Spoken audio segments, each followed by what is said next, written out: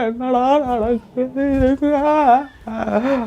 எனக்கு ஒன்றுமே தெரியல. யாரு? ஓ சப்ஸ்கிரைபர்ஸா? வாங்கயா வாங்க, உங்களுக்காக காத்துருந்தேன். நான் ஏன் இப்படி ஆகிட்டேன்னு தெரிஞ்சுக்கணுமா?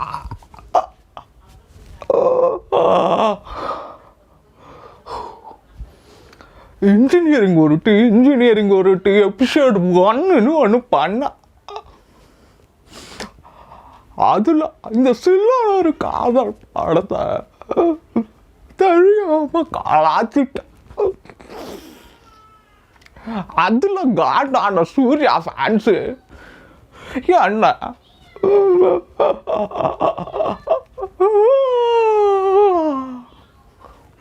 சொல்ல முடியாத அளவுக்கு செஞ்சிட்டாங்க. இருந்தாலும் நான் மனம் தளர மாட்டேன். இன்னும் எவ்வளவோ பார்க்க வேண்டி இருக்கு. அதனால் வெல்கம் பேக் டு இன்ஜினியரிங் உருட்டுகளின் மூவிஸ் எபிசோட் 2. இந்த எபிசோடில் நம்ம பார்க்க போகிறது hero.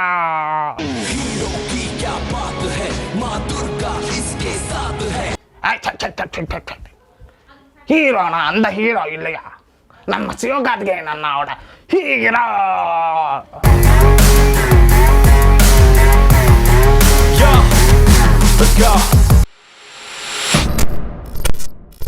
Hey guys, welcome back. இந்த வீடியோவில் நம்ம எந்த படத்தை டீகோட் பண்ண போகிறோன்னு ஆல்ரெடி நான் சொல்லியிருப்பேன். எஸ், சிவகார்த்திகேயன் அண்ணா நடித்த ஹீரோ படத்தை தான். இந்த படத்தில் நிறையவே இன்ஜினியரிங் உருட்டுகள் இருக்குது. சொல்லப்போனால் இந்த படமே பேசிக்கலாக இன்ஜினியரிங்கில் என்னென்ன பண்ணலாம், என்னென்னலாம் நம்ம ஊர் ஸ்டூடெண்ட்ஸால் செய்ய முடியும் அப்படின்னு தான் சொல்லியிருப்பாங்க.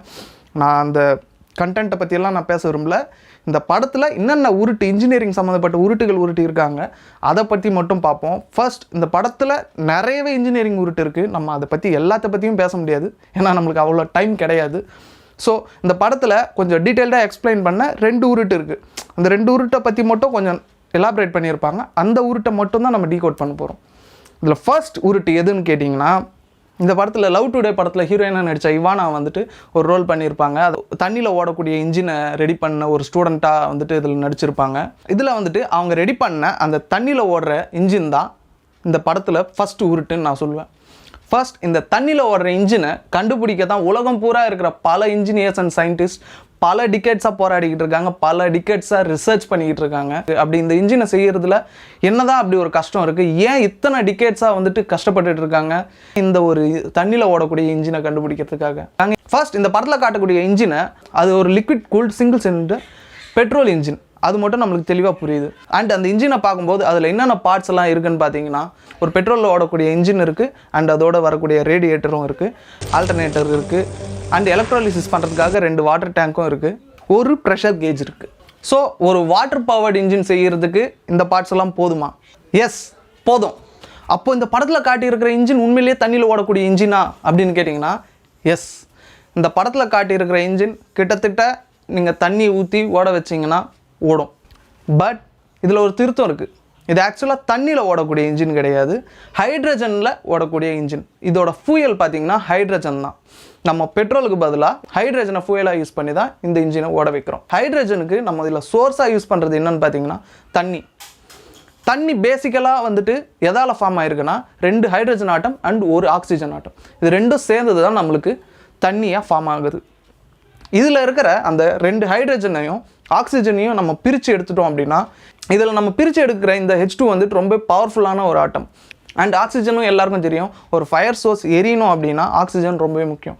ஸோ இப்படி நம்ம பிரித்து எடுக்கிற H2வும் சரி ஆக்சிஜனும் சரி, 2மே இக்னிஷன் நடக்கிறதுக்கு ரொம்பவே உபயோகமான பொருட்கள். தண்ணியிலேருந்து நம்ம ஹைட்ரஜனையும் ஆக்சிஜனையும் பிரிச்சுட்டா 2த்தையுமே யூஸ் பண்ணி நம்ம வந்துட்டு இன்ஜினை ஓட வைக்கலாம். ஸோ இதை பண்ணுறதுல என்ன கஷ்டம் இருக்குது? வாட்டர்லேருந்து ஹைட்ரஜனையும் ஆக்சிஜனையும் பிரித்து எடுக்கிறது ரொம்பவே கஷ்டமான ஒரு ப்ராசஸ். இதை ஈஸியாக பண்ணுறதுக்கு ஒரு வழி இல்லாததால தான் உலகம் முழுக்க பல சயின்டிஸ்ட் அண்ட் இன்ஜினியர்ஸ் திணறிக்கிட்டு இருக்காங்க. இந்த படத்தில் இவானா வந்துட்டு எலக்ட்ரோலிசிஸ் மூலமாக ஹைட்ரஜனையும் ஆக்சிஜனையும் பிரித்து அது மூலமாக இந்த இன்ஜினை ஓட வைக்கிறேன் அப்படின்னு தான் சொல்கிறாங்க. எலக்ட்ரோலிசிஸ் மூலமாக பண்ண வைக்க முடியுமான்னு கேட்டால் கண்டிப்பாக பண்ண வைக்க முடியும். அதுதான் கொஞ்சம் ஈஸியான வழி. இந்த படத்தில் காட்டியிருக்க செட்டப்பே எடுத்துக்கோங்க. எலக்ட்ரோலிசிஸ் பண்ணுறதுக்கு 2 வாட்டர் டேங்க்ஸ் வச்சுருக்காங்க. ஒன்றுத்தில் பார்த்தீங்கன்னா ஸ்டீல் பிளேட்ஸை லைனாக அடுக்கியிருப்பாங்க. இதில் ஒரு எண்ட் ஆனோடாகவும் ஒரு எண்ட் கேத்தோடாகவும் ஆக்ட் ஆகும். இதில் ஃபில் பண்ணி வைக்கிற தண்ணி என்னன்னு பார்த்தீங்கன்னா சால்ட் வாட்டரை ஃபில் பண்ணி வச்சுருப்பாங்க.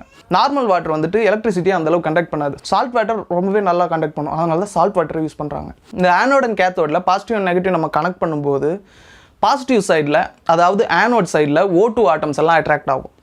அண்ட் கேத்தோட் சைடில், அதாவது நெகட்டிவ் சைடில் வந்துட்டு H2 ஆட்டம்ஸ் எல்லாம் அட்ராக்ட் ஆகும். இப்படி அட்ராக்ட் ஆகும்போது அந்த டேங்க்லேருந்து இந்த வெளியே வரக்கூடிய இந்த H2 அண்ட் O2 கேஸை பக்கத்தில் இருக்க வாட்டர் டேங்க் சென்ட் பண்ணி அதில் நம்ம ஃபில் பண்ணி வச்சுக்கிறோம்.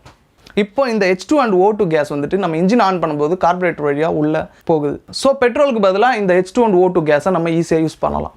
இதைத்தான் பேசிக்காக இந்த படத்தில் எக்ஸ்பிளைன் பண்ண வராங்க. பட் இந்த படத்தில் அந்தளவுக்கு டீப்பாக இதை எக்ஸ்பிளைன் பண்ணலை. சிம்பிளாக எலக்ட்ரோலிசிஸ்ன்னு சொல்லி முடிச்சிட்டாங்க. பட் அதுக்கான பார்ட்ஸ் எல்லாம் கரெக்டாக இருக்குது. ஸோ எனக்கு தெரிஞ்சு இந்த இன்ஜினை வந்துட்டு ஆல்ரெடி ஆன்லைனில் பார்த்தீங்கன்னா நிறைய பேர் இந்த இன்ஜினை செஞ்சுருக்காங்க. ஸோ அதை பார்த்து இந்த படத்துக்காக ரெடி பண்ணியிருப்பாங்கன்னு நினைக்கிறேன்.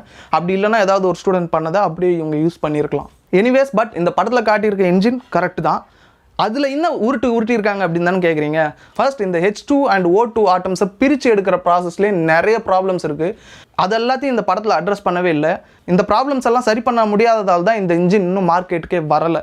அது என்னென்ன ப்ராப்ளம்ஸ்னு கேட்டிங்கன்னா, ஃபர்ஸ்ட் ப்ராப்ளம் என்னன்னு கேட்டிங்கன்னா, அந்த இன்ஜினுக்கு பவர் பண்ணக்கூடிய அளவுக்கு H2 கேஸை வந்துட்டு இந்த சின்ன எலக்ட்ரோலிசிஸ் டேங்கால் ப்ரொவைட் பண்ண முடியாது.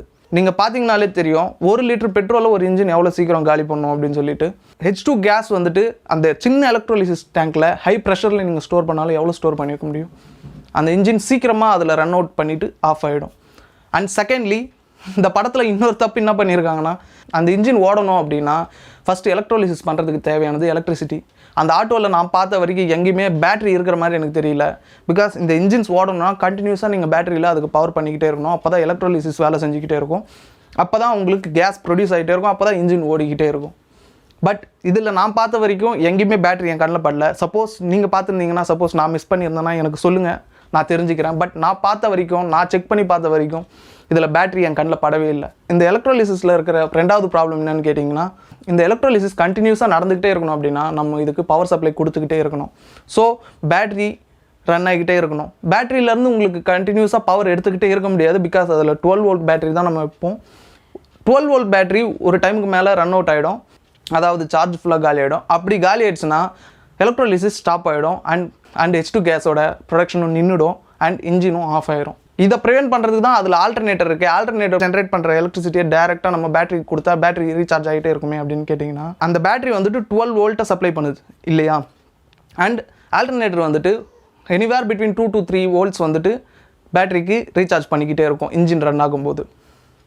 அண்ட் இந்த எலக்ட்ரோலிசிஸ் ப்ராசஸ் நடக்கணும்னா நம்மளுக்கு கண்டிப்பாக அந்த பேட்டரியிலேருந்து வர எலக்ட்ரிசிட்டி தான் கரெக்டாக இருக்கும். இந்த ஆல்டர்னேட்டர் கொடுக்கக்கூடிய 2 to 3 வோல்ட்ஸ் வந்துட்டு கண்டிப்பாக இந்த எலக்ட்ரோலிசிஸ் நடக்கிறதுக்கு பத்தாது. பிகாஸ் எலக்ட்ரோலிசிஸ் அப்படின்றது ரொம்பவே ஹை எனர்ஜி கன்சியூம் பண்ணக்கூடிய ஒரு ப்ராசஸ்.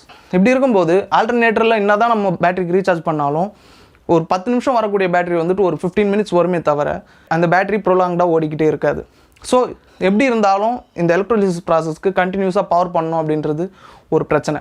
ஸோ இந்த பார்ட்ஸை வச்சுக்கிட்டு அந்த பொண்ணால் இந்த இன்ஜினை H2 கேஸில் ரன் பண்ணியிருக்க முடியுமா? கண்டிப்பாக வாய்ப்பே இல்லை. வாய்ப்பில்லை ராஜா, வாய்ப்பில்லை.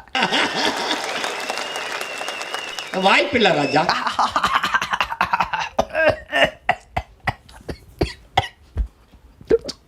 ஸோ இந்த படம் ஃபுல்லாகவே இந்த இன்ஜினில் இருக்கிற இந்த ஃப்ளாஸ் எல்லாத்தையும் அந்த பொண்ணு கரெக்ட் பண்ண மாதிரி ஒரு சீக்வன்ஸும் வைக்கல.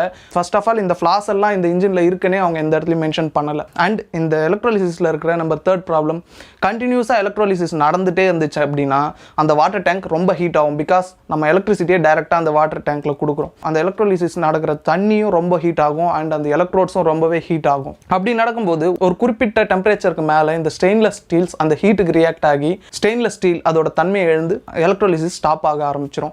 அண்ட் சேம் அந்த டேங்க்கும் ஒரு டைமுக்கு மேலே பர்ஸ்ட் ஆக ஆரம்பிச்சிடும். அண்ட் நான் ஏற்கனவே சொன்ன மாதிரி H2 அண்ட் O2 ரெண்டுமே பயங்கரமான கேஸ், ரொம்பவே கம்பஸ்டபிள் சப்ஸ்டன்ஸ். ஒரு H2ன்றது வெடிக்கக்கூடிய பொருள். அண்ட் ஆக்சிஜன்ன்றது எல்லாருக்குமே தெரியும். எந்த ஒரு ஃபயர் சோர்ஸ் இருந்தாலும் அதை பல மடங்கு அதிகமாக்கி பயங்கரமாக எரிய வைக்கக்கூடியது தான் ஆக்சிஜன். இது ரெண்டுத்தையும் ஒன்றா நம்ம ஒரே டேங்க்கில் வச்சுக்கிட்டு அதை நம்ம வண்டியாக வச்சுக்கிட்டு நம்ம ஜாலியாக ட்ராவல் பண்ண முடியுமா அப்படின்னு கேட்டிங்கன்னா கண்டிப்பாக முடியாது. ஆல்ரெடி வந்துட்டு ஹைட்ரஜனில் ஓடக்கூடிய கார்ஸ் இருக்குது.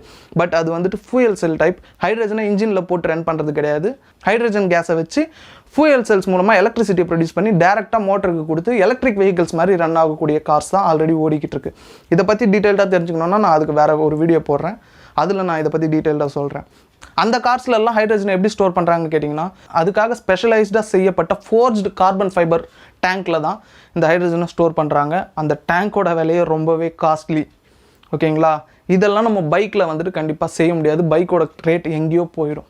இப்போவே நார்மலாக ஒரு எலக்ட்ரிக் வெஹிக்கிளை விட 2 மடங்கு அதிக ரேட் விற்றுட்டுருக்கு இந்த ஹைட்ரஜனில் ஓடக்கூடிய ஃபியூயல் செல் கார்ஸ். இந்த மாதிரி பல டிஸ்அட்வான்டேஜஸ் இதில் இருக்கிறதால தான் எந்த கம்பெனியும் டேரெக்டாக ஹைட்ரஜனை ஃபியூயலாக யூஸ் பண்ணி ரன் பண்ணுற வண்டிகளை இது வரைக்கும் தயாரிக்க முன் வரல.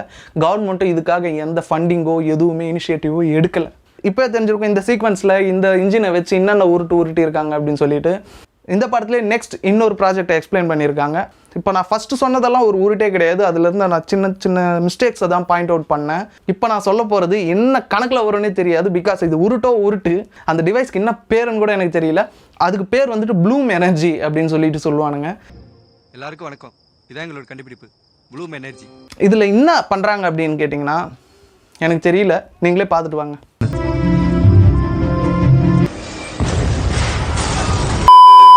கைஸ், சத்தியமாக எனக்கு மண்டை குழம்புது. இப்படியே இந்த வீடியோ நான் பார்த்துக்கிட்டே இருந்தேன்னா சத்தியமாக எனக்கு பைத்தியம் பிடிச்சிரும். அது அப்புறம் மணலை ஹீட் பண்ண அட்டையாகும். சரி, அதை கூட விட்டுருங்க. அந்த அட்டையானதை வந்துட்டு லைனாக இவனுங்க சீரீஸில் அடுக்கிறாங்க. அப்படி அடிக்கிட்டு மணலை ஹீட் பண்ணால் அட்டையாகும்னு சொன்னதே ஒரு பெரிய உருட்டு. அதை இவங்க சீரீஸில் அடிக்கிட்டு அதுக்கு வந்துட்டு இவங்க சீரீஸ் கனெக்ஷனே கொடுத்துட்றாங்க. அதுக்கு நடுவில் வந்துட்டு இவங்க ஏதோ ஒரு அலாய் வைக்கிறாங்களாம். இன்னும் அலாயின்னு சொல்லலை. நம்ம அலாய்ஸ் ஒரு மெட்டல் அலாயை வைக்கும்போது இதில் எலக்ட்ரிசிட்டி ப்ரொடியூஸ் ஆகும் அப்படின்றாங்க. இவங்க பேசிக்காக என்ன சொல்ல வராங்கன்னா, இந்த பிஎன் ஜங்ஷன் டயோட்லாம் நம்ம படிச்சிருப்போம், சோலார் செல்ஸ் இதெல்லாம் படிச்சிருப்போம். அந்த ப்ராசஸ்க்கு க்ளோஸாக வந்து தான் ஒரு உருட்டை ட்ரை பண்ணியிருக்கிறாங்க. பட் சுத்தமாக லாஜிக்கல் கிடையாது. நீங்கள் ஏதோ ஒரு அட்டையை கொண்டு வந்துட்டு நடுவில் மெட்டலை கொண்டு வந்துட்டு மிஷின் ஆன் பண்ணால் எலக்ட்ரிசிட்டி ப்ரொடியூஸ் ஆகுமா? எங்கேருந்து ப்ரொடியூஸ் ஆகுது? இது எனக்கு தெரியல. சத்தியமாக நோ ஐடியா. லா ஆஃப் தெர்மோடைனமிக்ஸையே மீறுறீங்க, லாஸ் ஆஃப் ஃபிசிக்ஸையே மீறுறீங்க. என்னது இது? ஒரு எனர்ஜியை வந்துட்டு க்ரியேட் பண்ணவும் முடியாது, டெஸ்ட்ராய் பண்ணவும் முடியாது, கன்வெர்ட் பண்ண தான் முடியும். இதுதான் லா ஆஃப் தெர்மோடைனமிக்ஸ். இதுவே எப்படி நீங்கள் வந்துட்டு எதுவுமே இல்லாமல் ஒரு அட்டையும் ஒரு அலாயையும் வச்சுட்டு நீங்கள் சுவிட்சை போட்டால் எப்படி எலக்ட்ரிசிட்டி ப்ரொடியூஸ் ஆகும்? அது எங்கேருந்து வருது? அந்த எலக்ட்ரிசிட்டி என்ன ரியாக்ஷன் நடக்குது? எதுலேருந்து வருது? இதுக்கு பேர் வேறு ப்ளூம் எனர்ஜின்னு வச்சுருக்காங்க. நான் இதை வந்துட்டு நெட்டில் போட்டு கொஞ்சம் தேடியும் பார்த்தேன். ப்ளூம் எனர்ஜின்றது ஒரு கம்பெனி, ஒரு எலக்ட்ரிசிட்டியை வந்துட்டு நாங்கள் ரெனியூபிளாக கொடுப்போம் அப்படின்னு சொல்லிட்டு மார்க்கெட்டிங் பண்ணிக்கிட்டு இருக்கிற ஒரு கம்பெனி. அவங்க ப்ராடக்ட்ஸ் எல்லாம் விற்கிறாங்க. ஸோ எனக்கு தெரிஞ்சு பேசிக்கலாக இவங்க வந்துட்டு இந்த பேர் இந்த ப்ராஜெக்ட்டுக்கு ஏன் வச்சுருக்காங்க அப்படின்னா, அந்த கம்பெனிக்கு இவங்க ஃப்ரீயாக மார்க்கெட்டிங் பண்ணி கொடுக்குறாங்களோன்னு எனக்கு தோணுது. அதுக்காக தான் பண்ணியிருக்குறாங்கன்னு எனக்கு தோணுது. பட் வேறு எந்த வழியும் இல்லை. ஏன் இந்த ப்ராஜெக்டில் வந்துட்டு அவங்க ஃபுல் அண்ட் ஃபுல் உருட்டு தான் விட்டுருக்காங்க. இப்படி வந்துட்டு இவங்க ஏதோ பண்ணிவிட்டு சுவிட்சை போட்டுவிட்டா அப்புறம் வெடிக்க தான் செய்யும். அப்புறம் அது அர்ஜுன் சார் அதில் ஒரு லுக் விடுவார் பாருங்க. அவனை